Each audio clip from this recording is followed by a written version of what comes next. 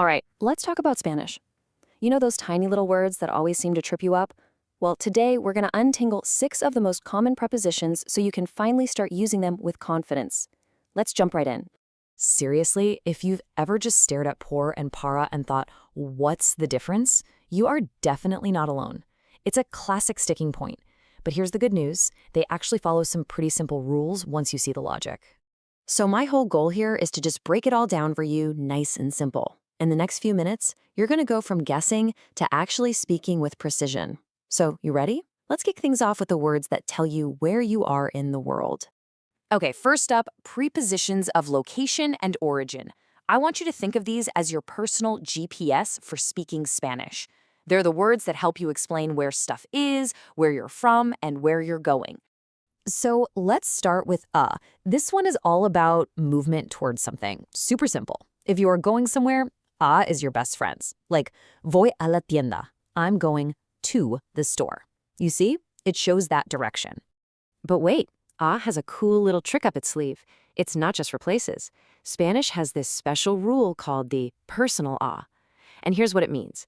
When the destination of your action is a person, you also use So you don't just say veo Maria, you say veo a Maria. It's a tiny detail, but trust me, it makes you sound way more natural. All right, next up is de. Think of de as the word for origin and ownership. It's how you say where you're from, like soy de México, and it's also how you say something belongs to someone. For example, el libro de Ana, literally, the book of Ana. And that brings us to a huge pro tip, especially for us English speakers. You know how we use apostrophe S for everything, like Anna's book? Well, just forget about it in Spanish. It doesn't exist. You always use de. It's such a simple swap, but it'll clean up your grammar instantly.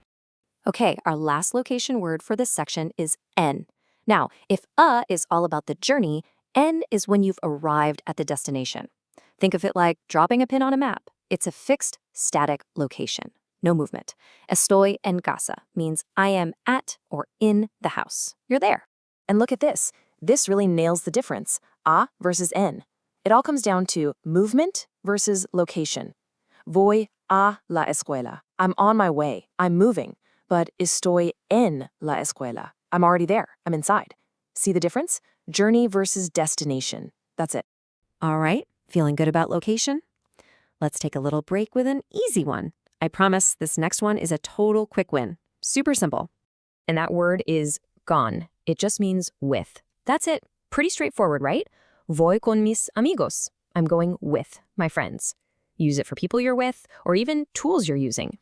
Okay, con does have 2 little special forms you just kind of have to memorize. They're super common.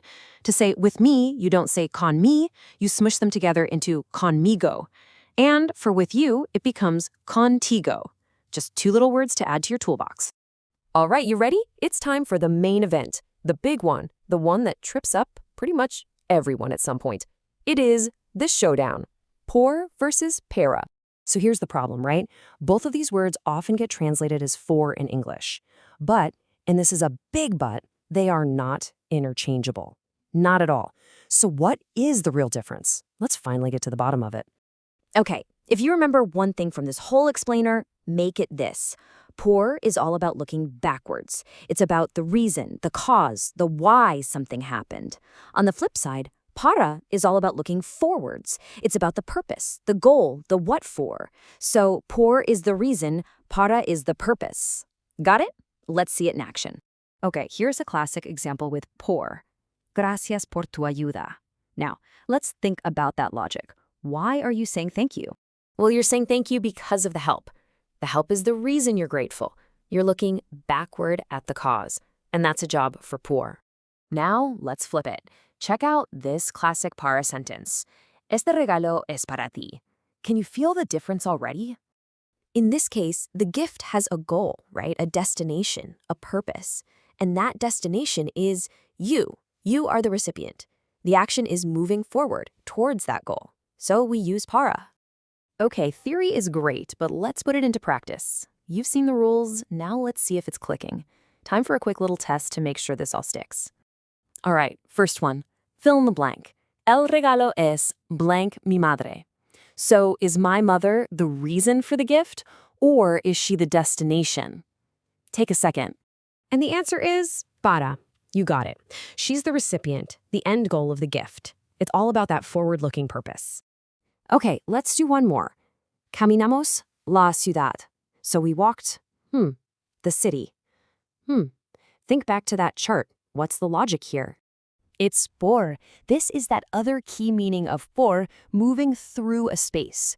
We're not walking to the city, like it's our final destination. We're walking around it, through it. It's about the space we're covering. And there you have it. That's the breakdown of 6 super important Spanish prepositions. Really, the biggest takeaway here is to stop trying to translate for word. Instead, just ask yourself that simple question. Am I talking about the reason for something or the purpose of something? Am I moving towards a place or am I already in it? So now that you've got this framework, I'm curious, what's the first thing you're going to go out and try to say using these words?